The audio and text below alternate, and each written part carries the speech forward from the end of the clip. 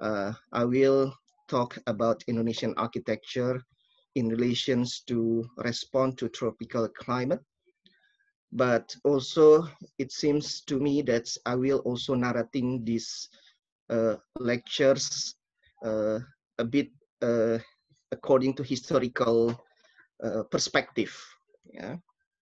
So maybe not all of you have known Indonesia before. Yeah. So before I start, I would like to share about the etymology of the tropic, that Indonesia is located in the equatorial line, and the word tropic as noun came from French tropic, Latin tropicus, of or belonging to terms of the sun and of the solstice. And the etymology of the word Indonesia as well derives from Greek words Indos and Nessos, meaning Indian island. The name dates to the 18th century, far predating the formations of independent Indonesia in 1945. George Winson Earle, an English ethnologist, proposed the term Indonesians and his preference Melayunesians for the inhabitants of the Indian archipelago or Malayan archipelago. And in the same publications, a student of Earle's, James Richardson Logan, used Indonesia as a synonym for Indian archipelago. Here, all the countries that lie along the equator, and if you see Indonesia, Indonesia is the largest archipelago country that lie along the equator. And the climate in Indonesia constantly humid, with wet and hot throughout the year, with medium to hot temperature between 23 degrees until 34 degrees Celsius in range, and also high annual precipitations, also peak solar radiations. And regarding the history of Indonesian architecture, we can look back from the ancient time, especially when the area in this archipelago that being influenced by South Asian continent, especially from India and surrounded area, that expansions of the kingdom that built a kind of structure that maybe not very tropical, yeah, compared to the ones that I would like to show you before. But this is show how the variety of architectures made up what we call Indonesian today.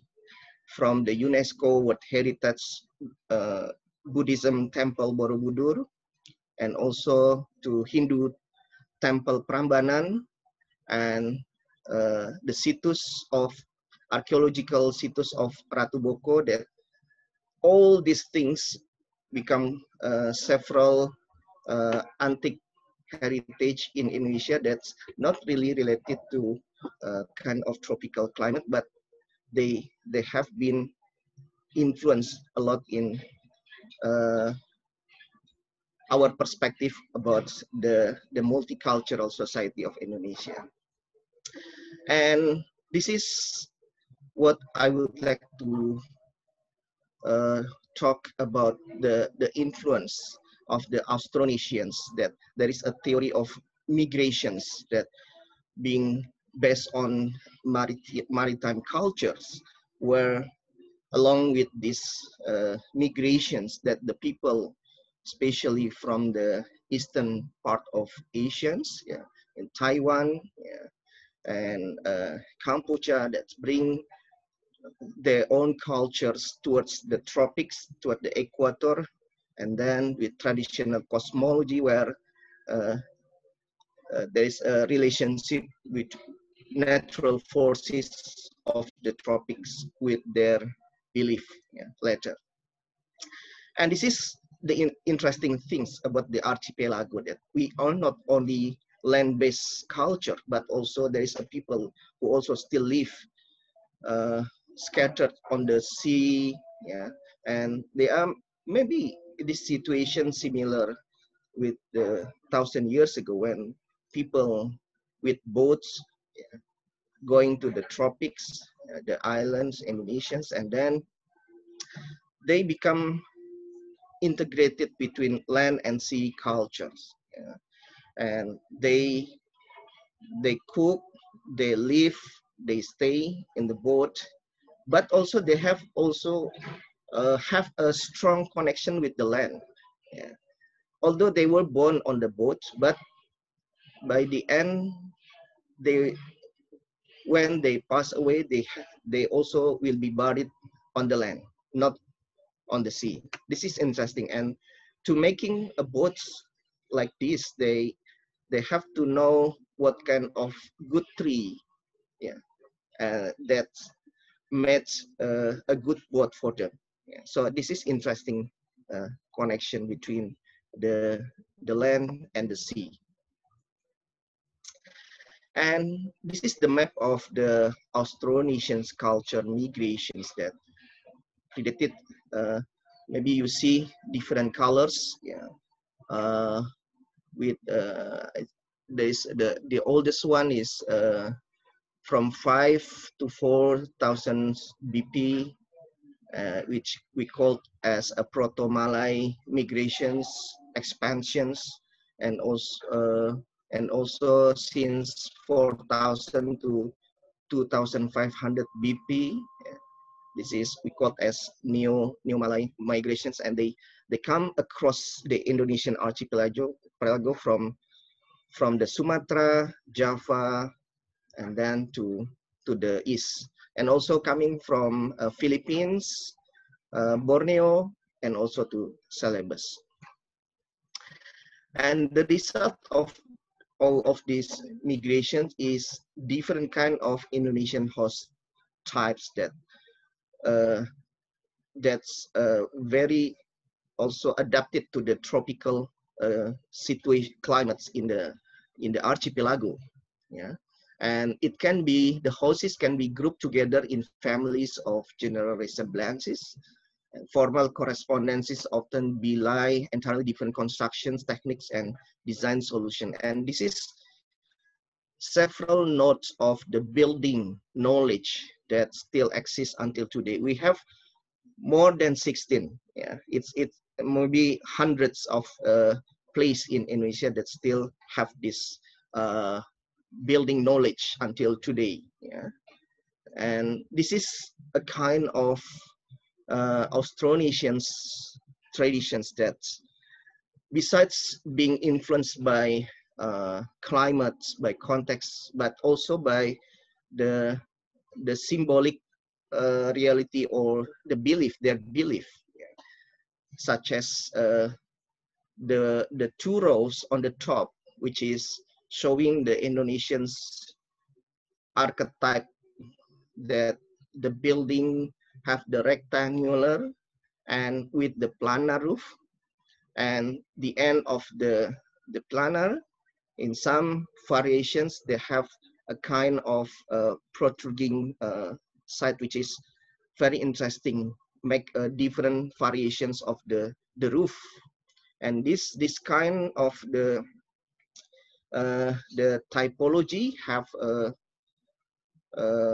symbolize the vessel, yeah, where the Austronesian tradition use vessels to come to the area. Yeah. And the second typology is being shown on the bottom, two rows on the bottoms. That's the plans a bit square, and the roof not a planar, but a kind of prisma, yeah, which is we know as a peak roof, which is so symbolize the mountain, where the top of the mountain was believed as a sacred area where the gods, the goddess live in the top of the mountain. So in the house typology, yeah, the center, the top of the house become a sacred area.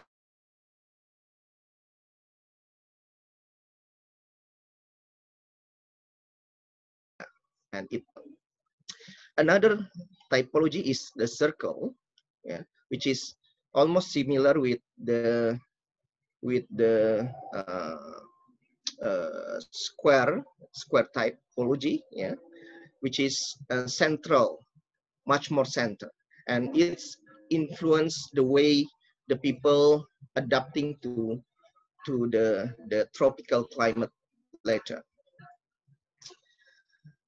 So this is how the Austronesian vernacular architecture that applied into the context of the area and the situation that most of the building use the natural materials, and they are rectangular structure and also square. And this is the example of another interesting variations of this rectangular structure. Not rectangular, but oval. This is Laraga House located in the northern Nias area. The area was very unstable because of the earthquake, that's being always come to the area, and it is why that the house being strengthened using the many locks underneath the house, and to make the house become more stable when the earthquake hit the area. You see there is a cross locks and then stones being placed underneath the house itself. Yeah. And there is another example of the Austronesian tropical architecture that where the cosmology then creates the typology of the building related to the natural forces of the tropics. This is the Nobel Origin House at Lemo in the Tanah Toraja, Sulawesi, or Celebes, that their gable end supported by freestanding posts, and these gable ends show the social stratifications of the society. The biggest gable ends, the longest gable ends, means the owner of the house is very rich and they can afford to build so many several houses like this, which is very expensive today. And this is how the natural forces of the tropic also become important aspect in creating the house types of the Torajan architecture. That the Toraja house, or we call it as Banua, is a microcosm of the macrocosm. In the vertical plan, the roof space is identified with the heavens or langit, number one. You can see it's a bit small, yeah, but I hope you can see the number one. The interiors with the realm of the living or padang, number two, and the space beneath the house with the underworld, number three. The latter is supported on the head of the deity Pongtula Padang. This is the name of the sacred, the ancestor of they believe become their gods. Yeah? And you see the north is associated with life and the source of life, giving waters that irrigate the terrace rice fields. Yeah, you see on number 8. Yeah. The headwaters of southern rivers are also in the north, and the river which flows on roughly north-south axis provides. So a lot of symbolic meaning, yeah, in this kind of the traditional architecture that's across Indonesia.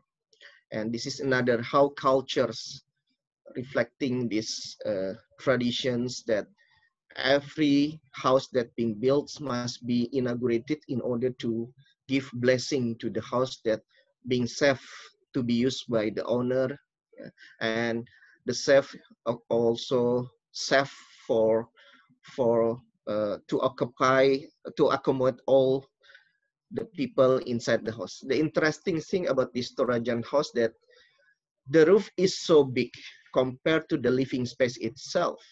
Yeah, we will see later how it's related to. And this is another variations of the gable ends in Mamasa that showing how long the gable ends being symbolize the identity of the people there. And to build this kind of Austronesian house, I think it's also similar with another area in Southeast Asians that they apply knockdown system, which is tropical adaptive building, which is make the building not so rigid, not so permanent.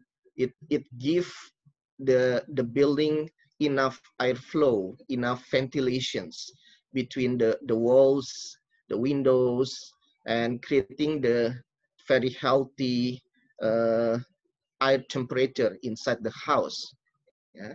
And this is why they use pan and hole structures, yeah, and also tie construction without nails, making from bamboo, from the woods. Yeah. And this is why the Austronesians house, which is can be install and uninstall easily, yeah, and then they can be removed to a place that safe if the area being flooded or experience disaster. Yeah, so very easy to use, but although the material itself is not durable, yeah, and all the material came from the tropical rainforest materials that become the organic building materials, yeah. And this included wood, bamboo, palm leaves, grass, starch, and plant fibers, which are deployed in a variety of ingenious ways to provide protections against the sun and rain. 5 examples from Northeast Central Sulawesi include wooden roof shingles, yeah, and atap gable end. Yeah. And here the divisions of climate region in Indonesia that is based on the Köppen's climate classification system. That's you see the CF. This is the moderate maritime climate with no dry season located on the center, yeah, in Sumatra and Borneo Island. And CW, the moderate maritime climate with hot, dry season on the southern part of Java Islands. And EF, climate with eternal ice. We have eternal ice in the mountains, climate below 3,000 meters to above 3,000 meters in Papua, yeah, in West Papua. And we can check, yeah, the expressions of this Austronesian house system, yeah, compared to the composition of this kind of platonic solid.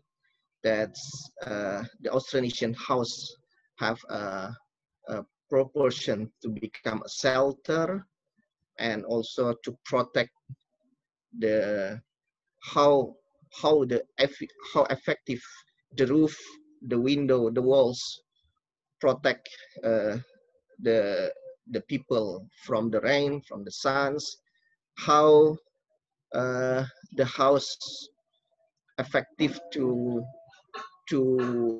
protect the people from the hardness of the wind blow, yeah, yeah, and also the strategy to break through with the hole, make the house become easily breathed, yeah, in order to circulate air from the inside to the outside.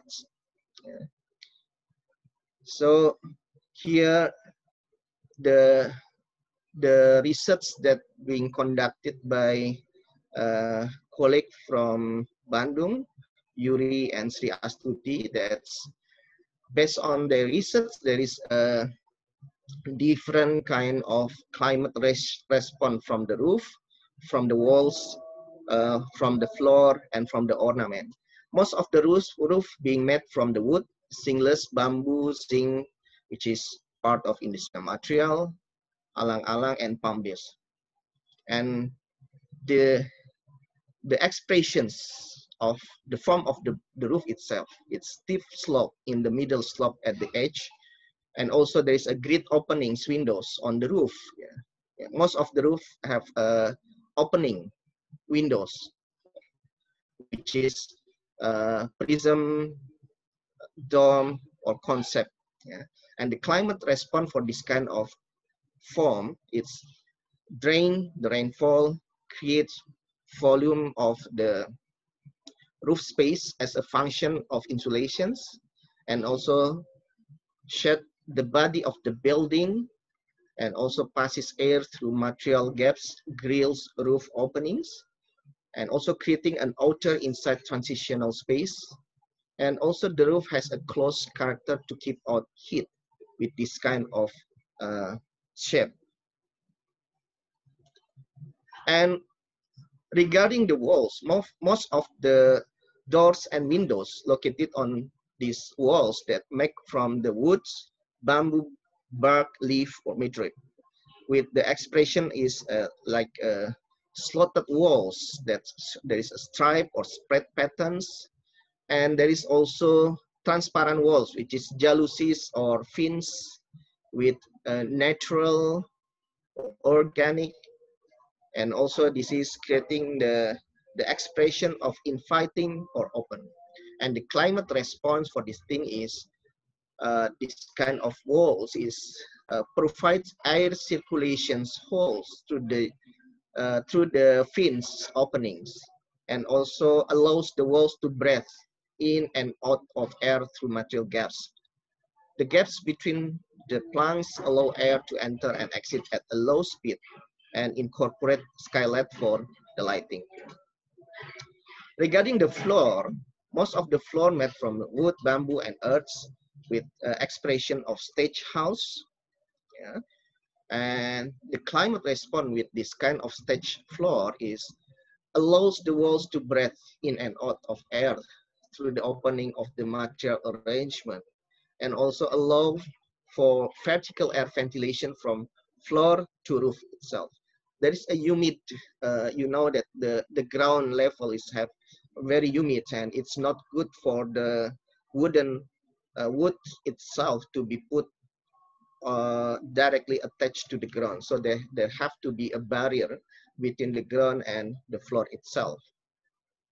And regarding the ornament, most of the important ornament that related to the air circulation is located on the walls, especially above doors and windows that become the ventilation. Yeah. And the climate response for this thing is, of course, airflow and air velocity control through the gaps in the ornament, and also provide skylight for natural lighting inside the house. And this is the example of Umuh Aceh or Aceh House that's located in the northern Sumatra lowland with hot temperature and maritime temperature climate with dry seasons. That walls become thermal protections and ventilations, where the roof, which is very dominant, made from grass, protect radiations and also become drainage for the rainwater and create space volume and insulations, while kolong under the house to circulate air for cooling during the hot.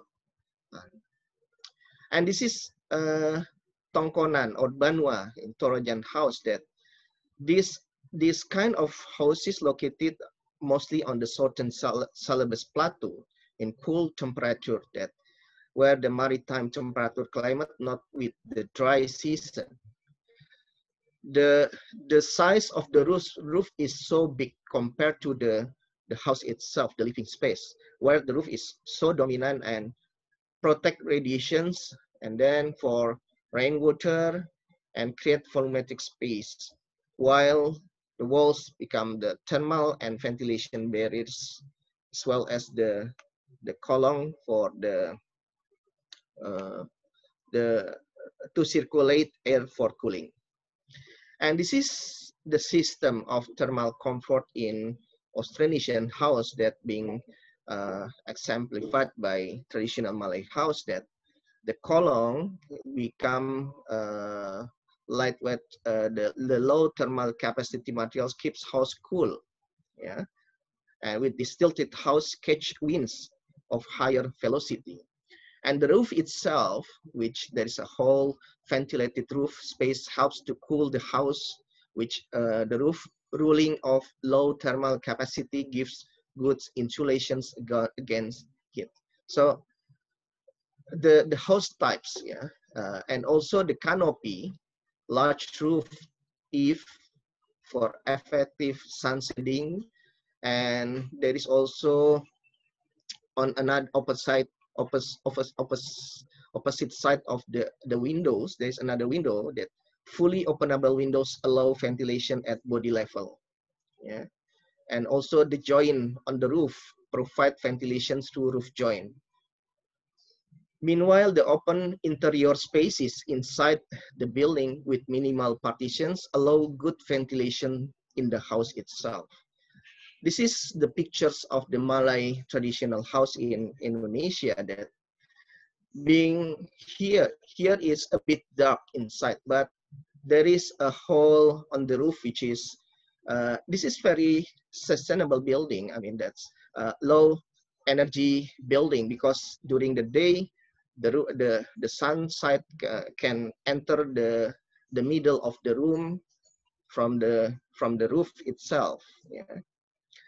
And it creates comfort space for the owner to live here, and they can play viola, yeah, violin, and also with then have a good sitting area, which is have a proper light, yeah, very bright.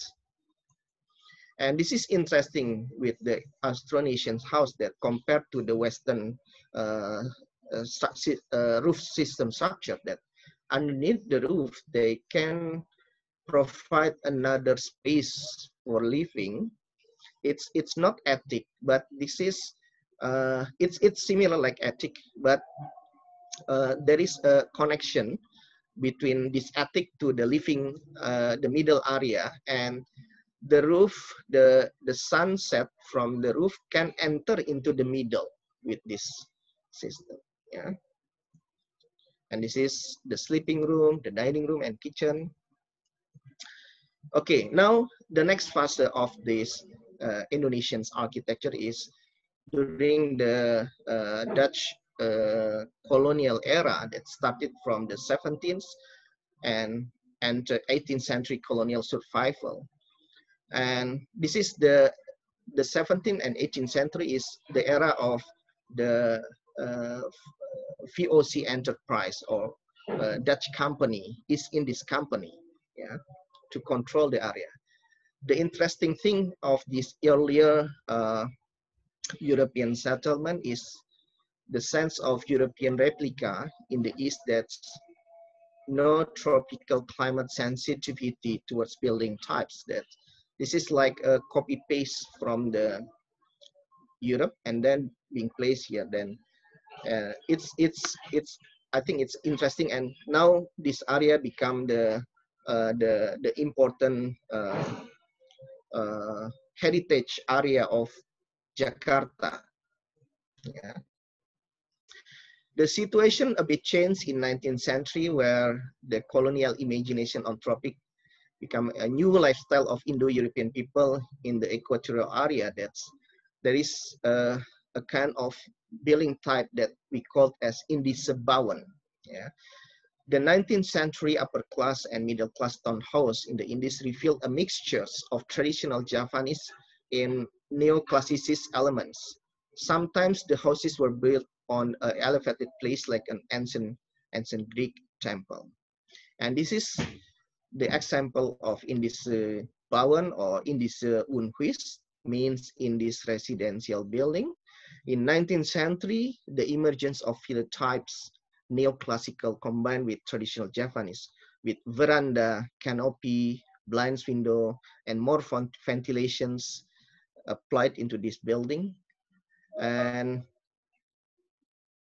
also veranda become important space and important place for this kind of type of the house, because it's semi-public area where the owner of the house during the day have a frequent use for sitting in this veranda and doing daily activity in this veranda.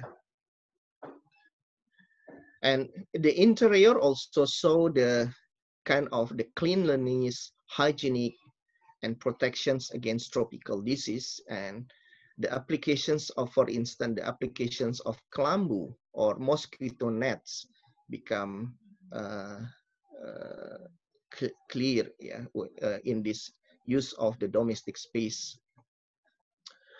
And in the early 20th century, the situation changed when the ethical policy happened, and there is the debates with this the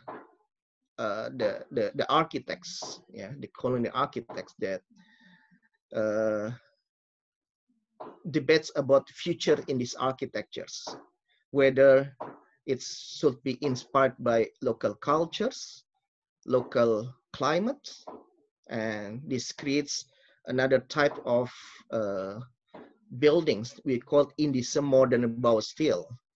And another opposition talked that future in this architecture must be derived from present modern architecture style in the world and nothing to do with the past.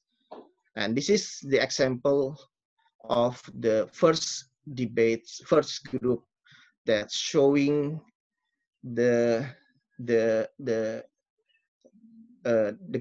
combinations, the adoptions with the local architectures and local context, yeah, with supported by the architect McLean Pond when he designs the ITB in Bandung Hall in 1920, yeah, and this part of European imaging about Oriental exoticism.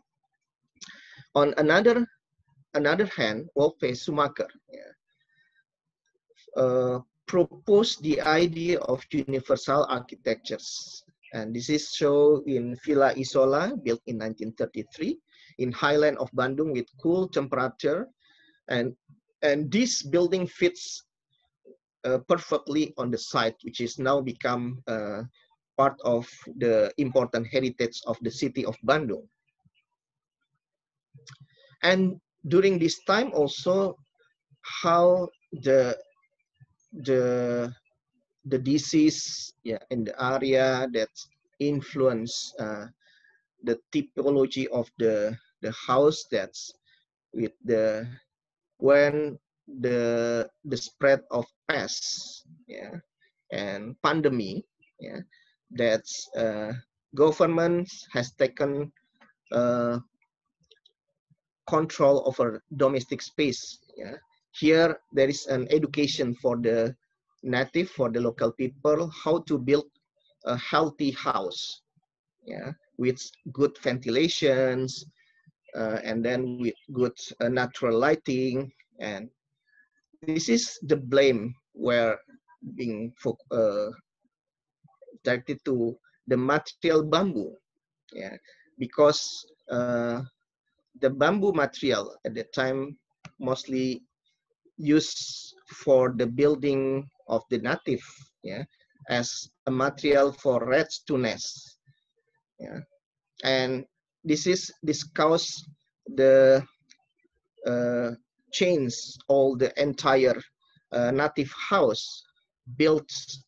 Then there is a rationalization of settlement in Java under the Dutch Indies Public Works Department to build more healthy house, which is more ventilations, more hygienic and more natural lighting coming into the area compared to previous ones, and there is a sense of improving the quality of native people settlement. And in the after independence in 1945, there is a change that this is the era where transitional era from the colonial to post-colonial, and there is interesting phenomena which the appearance, the emergence of the architectures that we call as Genki. Yeah, Genki. This is like a Yankee. Yeah, we call in Indonesia this name given by Pak Joseph Yutomo to show the building that not being built by architects but by contractor or by animer. They don't have taste. But the first early modern Genki actually designed by architects, and it showed the functionalism of the tropical architecture. It was built in Batavia, Jakarta. Yeah, and the initial idea is very functional at that time, which we called the reason for sloping is the sloping of the sides, the front side of the house is because it's to the architect does not like gable roof with bend gutters, so that the gutters are straightened and made gables that follow the gutters.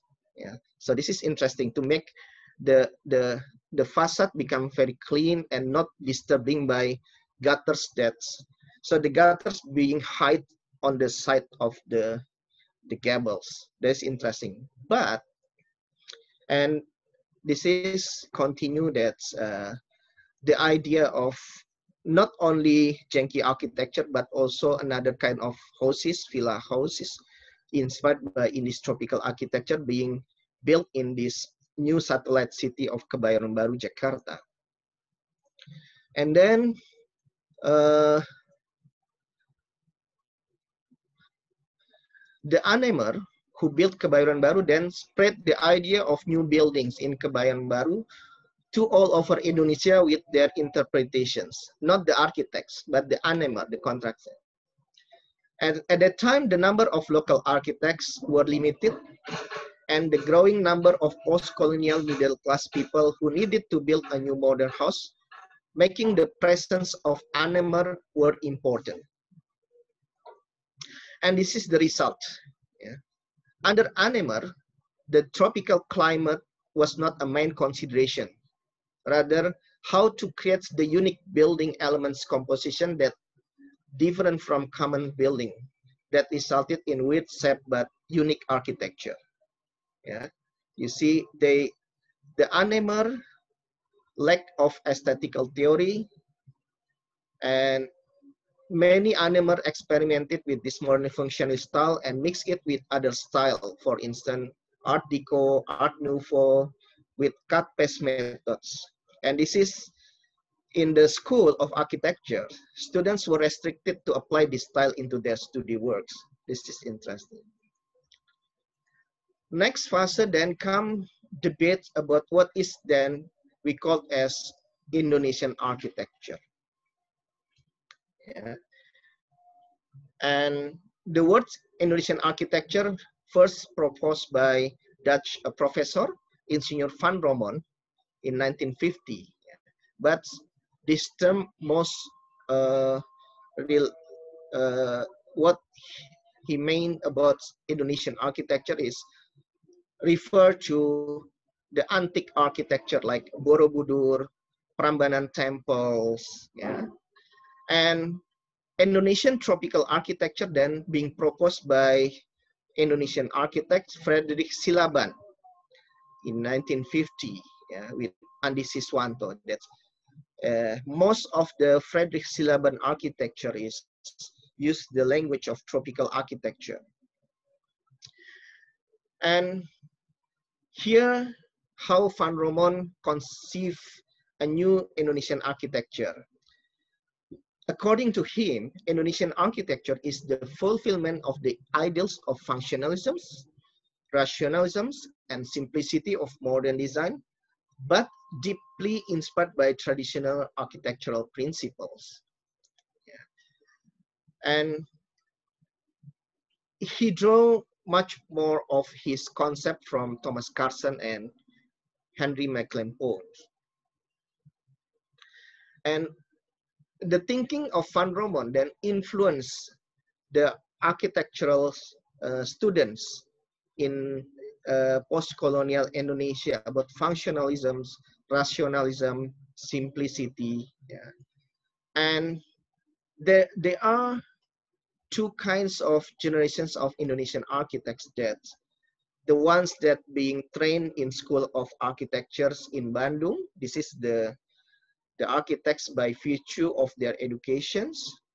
And another one is the Indonesian architects that studied abroad, especially in Netherlands, German, Scandinavia, and they come back to Indonesia and then bring the idea of Bauhaus, for instance, architecture as a building design, yeah, must be functional, yeah, form follow function. Yeah. And this is Frederick Silaban, and he built up his close relationship with the first Indonesian President Sukarno in the Old Order era. And according to his son, Panobu Silaban, when there is an interview with his son, that Panobu said that, so it is related to a nation building that it is so happened. The buildings that were entrusted to Pak Silaban were monumental buildings. He translates them into a design with a rhythm, study structure, and seen from the size, it is rather very big. That is to give an atmosphere of authority and monumental in it. The character that I see was a reflection of a strong nation. Yeah. And according to Silaban itself, good architecture is architecture that is as simple as possible, yeah, and then as concise as possible, as clear as possible, and all things that are not absolutely needed by a building do not need to be held. And this is one of the masterpiece of the Silaban when he designed the Grand Mosque of Istiqlal. Silaban is a non-Muslim, but he designed a mosque. This is interesting phenomena that, according to Panobu, that the tropical philosophy that has always been a strong features of Silaban architectural work is applied to the Istiqlal Mosque, namely the use of wide roofs and large corridors, so that the atmosphere in the Istiqlal Mosque feels cool, although he used the flat roof, yeah, concrete flat roof. And this monumental building has a very large yard.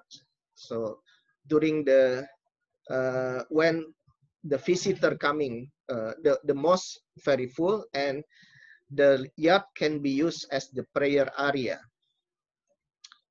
So the interesting about this mosque is this is represent the post-war modernist Indonesian architecture, that the cross ventilations in Istiqlal Mosque under Silaban was constantly applied, and this Louvre system inspired by Le Corbusier when Silaban visited Chandigarh during his visit to overseas. Beside the mosque, he also designed this building, Gedung Pola, or Building Pola. According to Panobu, the sun is a very important factor for Silaban in realizing the roof of the building. Papi or father argued that the roof does not only protect people from the climate, but also the walls of the building. because of many of his work have white roofs, and he designed it so that air could enter the room, a kind of pre-cooling, then blow inside the building. Hence, his work always have corridors. Of course, that is his special characteristic. So this Pola building have a corridor on its four sides, yeah, in order to make the building more open. Pola mean patterns, and during Sukarno era, this building became the exhibition hall for the Sukarno to show his idea about what is modern Indonesia under international style architecture.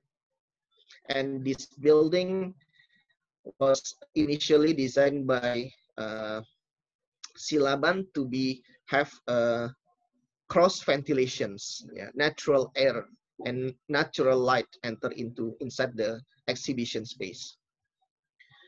The example of the tropical applications from Silaban can be seen from his house, yeah, and the whole house embodies Silaban's modernist Indonesian ideas.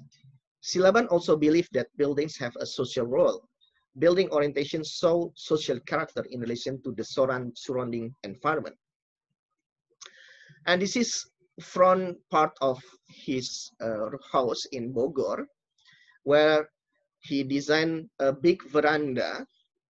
Yeah, and according to him, verandas are well-known tropical necessity to block direct sunlight, protect from the rain, and allow air circulation beneath. So it's very tropical. And inside his house, this is one of my favorite place in Silaban house is the mezzanine, where the roof is the whole house, yeah, not disrupted by roof structure. So it's very functional, clean, and easily be maintained, and all the space effectively being used. Yeah, no empty space, no unused space. Yeah, and the opening windows, yeah, bring the outside environment, the natural light easily come into this. And this is represent Indonesian modern functional rational architecture for houses. And in the New Order era, yeah, there is a slight change from the international style language to more traditional language, which is firstly represented by the replica of Indonesian beauty, yeah, about the New Order imaginations of Indonesian cultural and natural resources that being realized in beautiful part of Indonesia, in the eastern part of Jakarta, where the cultural and natural replica of 27 traditional buildings being placed as a pavilion, yeah, and compared to its reality, the traditional building, this full-scale replica not made by natural materials, but most of them made by concrete.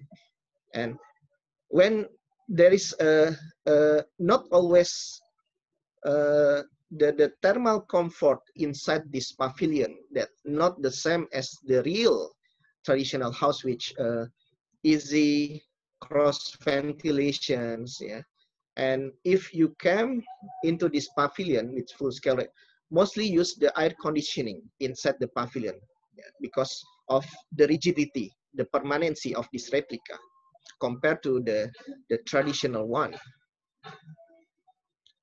And this is the era where the new Indonesian architects were born. This is the architects that have been trained by the second generations of Indonesian architects. One of them is the Adi Mursid, yeah. And during this era, there is also debates, yeah, continuation from the colonial era, but there is a second faction here. That the first faction thought that Indonesian architecture already exists, comprising of various traditional architects from different regions. And the second, there is entrepreneur Ciputra and social architect Mangunwijaya, Ciputra said that Indonesia cannot hope to have its own distinctive architectural character because architecture in modern age is born to be universal. While Mangunwijaya say architecture is a reflection of the society. So the Indonesian architecture should represent a reflection of the society. And the other opinion say that Indonesian architecture is still in the process of becoming, and its outcome will depend on their commitment and critical reappraisal of the cultural, ideal, aesthetic test, and technology meal that brought traditional building models and forms into being at a particular historical moment. And this is Adi Mursid architect's reflection of brings traditional architecture and tropical architecture together.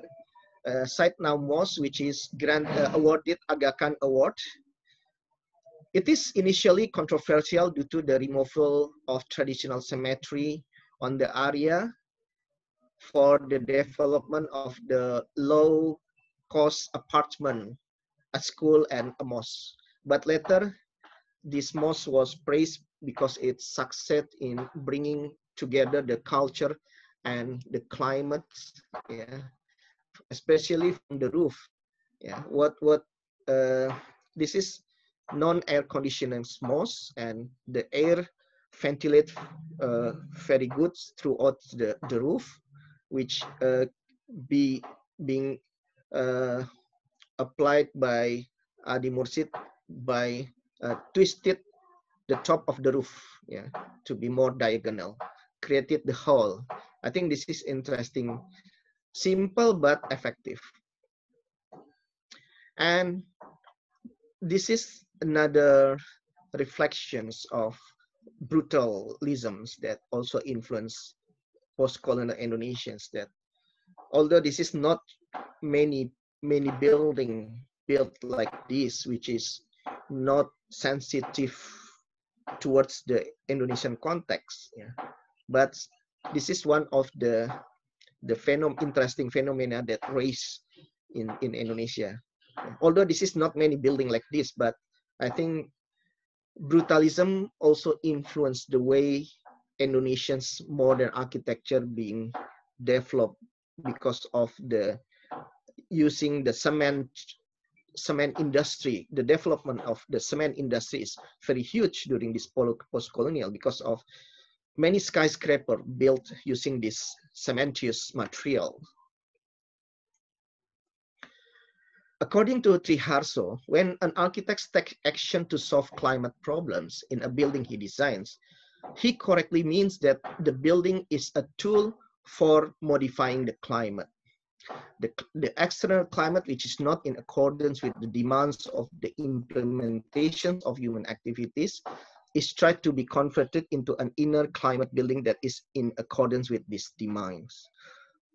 This is the example, one of the good example of the S. Wijaya Center, Jakarta, built around 1970s, 1980s, that showing the tropical architectural solutions are very open as long as tropical climate problems can be overcome by buildings. Using the Louvre, the smart Louvre, that I think this is one of the successful building in Jakarta at the times that can reduce the heat inside the building, and also to reduce the energy usage of the building because of it. And this building facing the Tamrin Sudirman axis road, which is east and west, yeah, east and west axis. So, and only provides a strip in the middle as a means to provide more natural inside the building. And this is another kind of example of the 1970s modern architecture building in Indonesia that responds to the climate, which the facade facing north and south, while the east and west side is massive to avoid sun shine too much into the building. And the Louvre itself, interestingly, made from the combination between the concrete and uh, the dark tempered glass, which is still exists until today. Yeah. Although this building was built in 1970s, but it's almost become the modern heritage of Indonesia. And this is another interesting project done by the Maestro, Indonesian Maestro Architects, another Indonesian Maestro Architects, Suyudi, ASEAN Secretariat, Southeast Asian Nation Association Secretariat in Kebai in Jakarta, showing Suyudi sensitivity towards the artistic and aesthetic aspect of architecture, but also his sensitivity towards the climate. You see, although he used a lot of concrete in this of his building, because of he trains in Europe, yeah, in Delft architecture, and then much of his design influenced by the idea of neo objectivity, neo monumentality, yeah, and also a bit German Bauhaus. Yeah. But when we see here, it's like a new Bauhaus style architecture in the post-colonial Indonesia. The strip line from the windows, the horizontal windows that created here, the effect of the setback of the windows, not straight into the concrete facade. It creates a shading, yeah, shading for the interior inside the building. And also the use of the canopy, concrete canopy style, which is represents Indonesian's landscape, which is with mountainous and then paddy field landscape. I think he's successful in providing this kind of thematic Indonesian's character into the modern and climate sensitivity approach. This is another interesting, yeah, the application of traditional architectures into the university building. This is the meeting hall in the university in Yogyakarta. Although it used a very large traditional roof, yeah, these buildings, according to Triharso, with white roofs, protect the building from rainwater and sunburn. But it is not guaranteed to be able to cope with the hot air inside the building, because it's so big and it's impossible to have a cross ventilation happen with this very massive big mess, which is covered by this traditional kind of roof. And another interesting building designed by the Paul Rudolph Architecture, very famous with Suma Dharmala, and another kind of interpretations of Indonesia into the building, that Paul Rudolph creates a sensations of the space and how we can feel the tropical architectures when we are in the building. He creates like a stage, like a kampung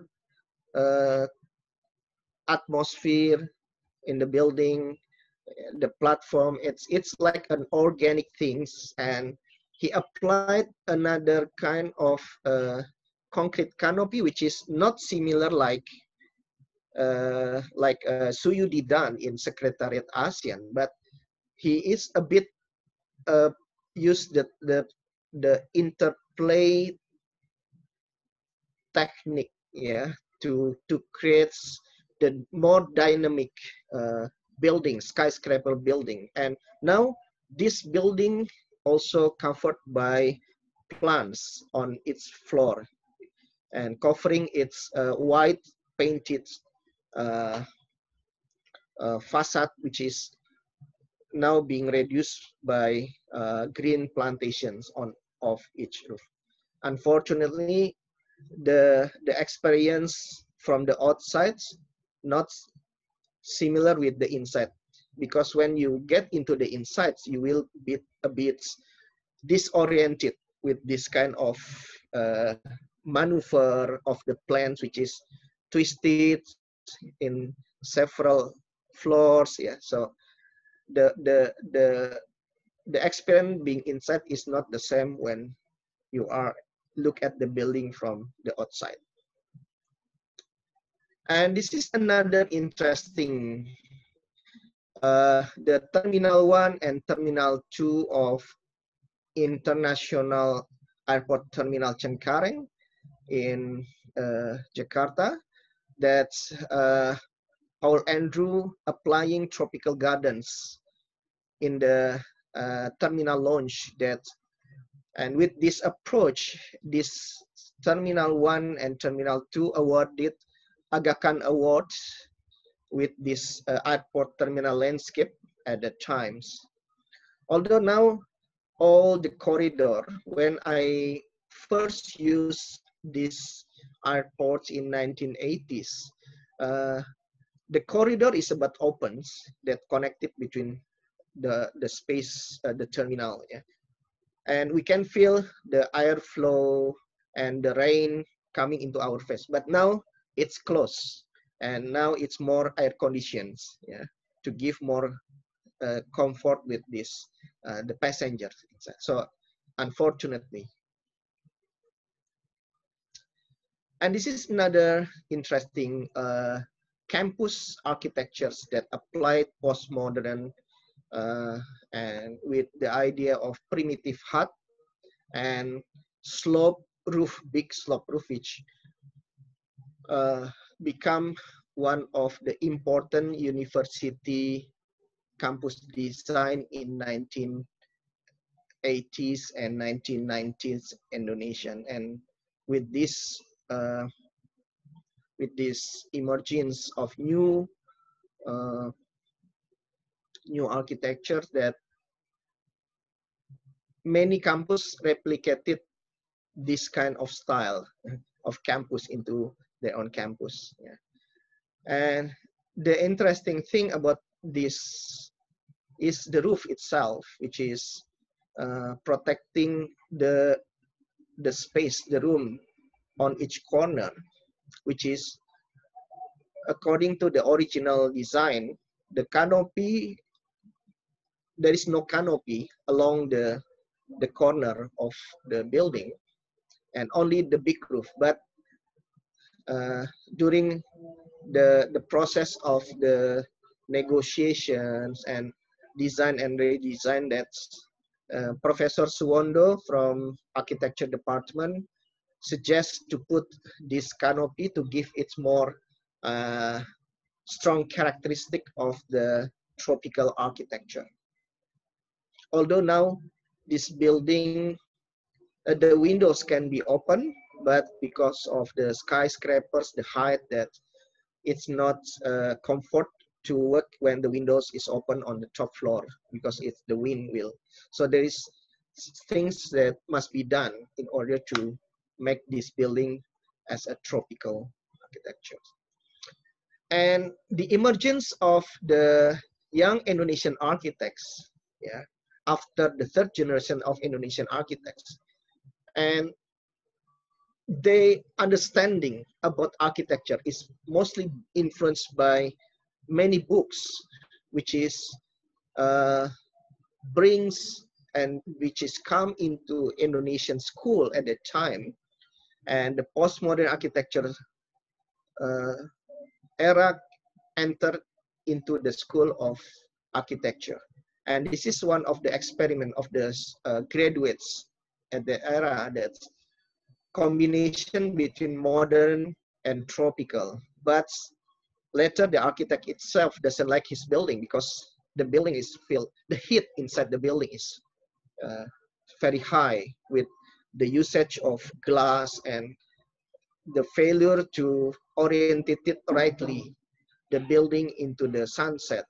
So this is like a gimmick, yeah, gimmick of the tropical, but in fact it's not very successful.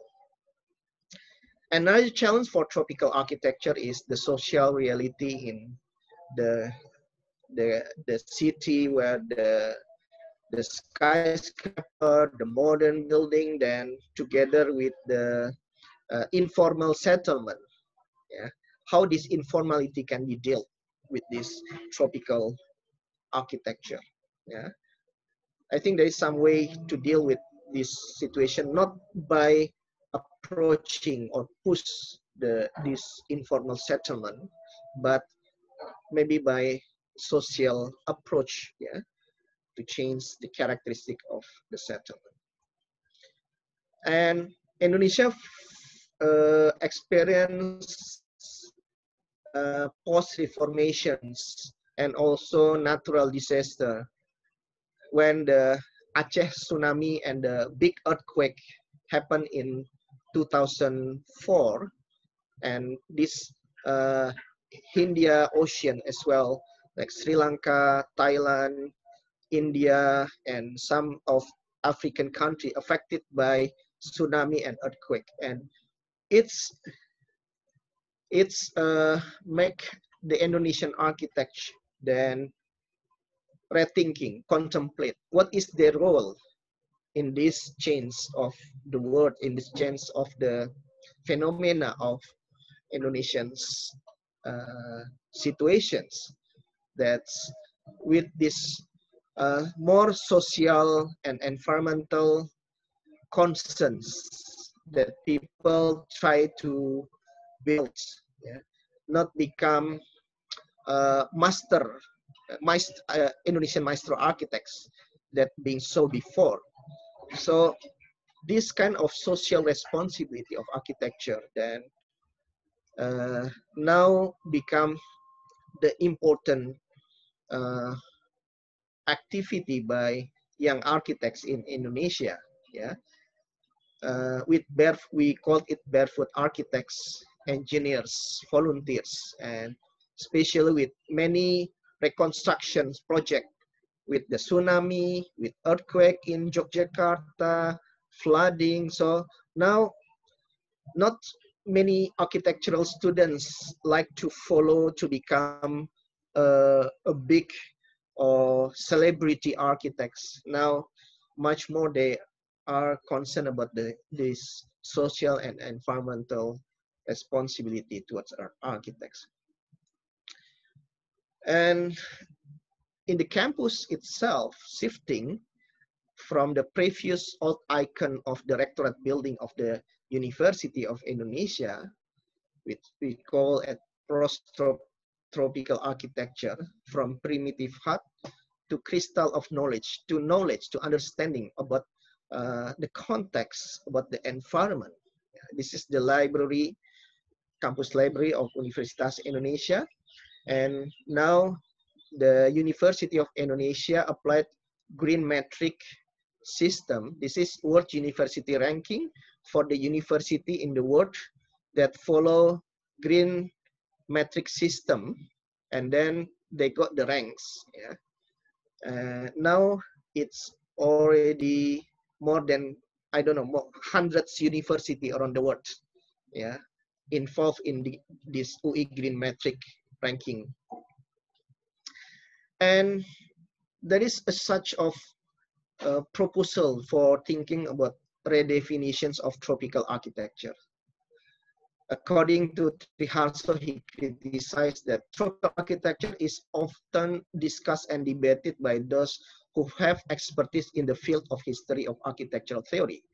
Tropical architecture is often seen in a cultural context, even though if we look deeper, the word tropical actually has nothing to do with culture or culture. That a tropical climate will shape a certain culture or culture influenced by a tropical climate that is different from other cultures, or culture that are formed by other climate is not something that can be denied. tropical is related to climate, that is tropical climate. So that the discussion of tropical architecture must be approached from a climate aspect. So tropical architecture, like subtropical architecture, is a work of architecture that tries to solve local climate problems. In this case, the climate is tropical. It should be understood that tropical wet architecture is not only found in Indonesia, but in all countries with tropical wet climates with different cultures, so that the tropical architectural approach from the cultural aspect becomes irrelevant. And this is some of the experience by young Indonesian architects that's towards the sensitivity of the climate environment. Yeah. And in order to maintain a climate responsive architectures, buildings in Indonesia are initially designed to achieve thermal comfort at the tropical regions. Solar radiation control, air circulation materials. Before these things, before this era, this thing is not being discussed in detail amongst the architects. But now it's try to break out, and this is the design strategy that with shading and then managing the building orientations and natural ventilations. The Indonesian young architects use this strategy first intense with shading to reduce radiation to an adequate level and improve in-light distribution. This is one of the mechanisms by using shutters, roller blinds, and louver in order to retractable, yeah, shading inside the building. This is by Andi Rahman Architects and also in Kampung House RAW Architecture. And also with distribution, fixed distribution of shading with the use of overhangs, reveals, fins, and the interplay of light cells, which can be seen in this residence by Andrea Martin and Sister House by Prananta Associates. And also with use shading to reduce transmission by using double skin facade, exoskeletal structure, and vegetation, which can be seen from the Rumah Beton House by Parisauli Architect and Ben House GP Gates Architects. Second, about building orientations. Yeah. So to minimize solar gain and maximize natural ventilations, averting east and west facade and lowers excessive sun exposure. Primary sides and openings facing north-south to comply with airflow. And this is one of the example that being shown here is the Amtofort House, yeah, building orientation. And the third is about ventilation to improve indoor air quality and to control thermal comfort, to create thermal comforts, to increase thermal comfort. And natural ventilation is much more preferred when you use, when you talk about ventilations. And cross and stack ventilation is also can be used. And this is the strategy by Furderans, which applying elongated building layout and avoid many internal partitions, and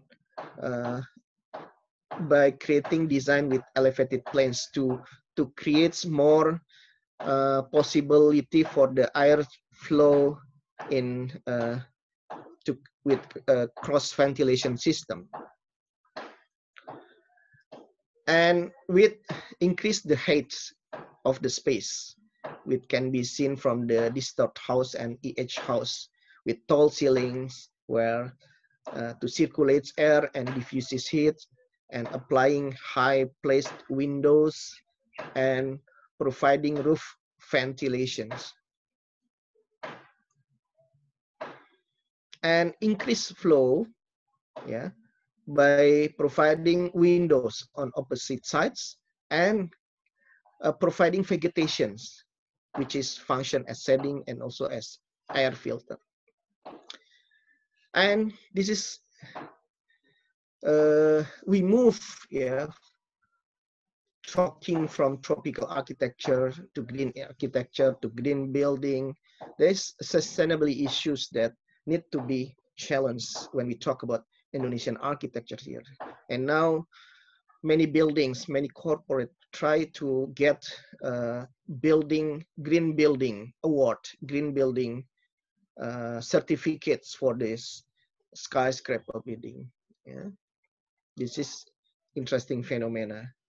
On the other hand, some architects then return to look at the local wisdom, learn from the local wisdom about what is the Indonesian architecture should be.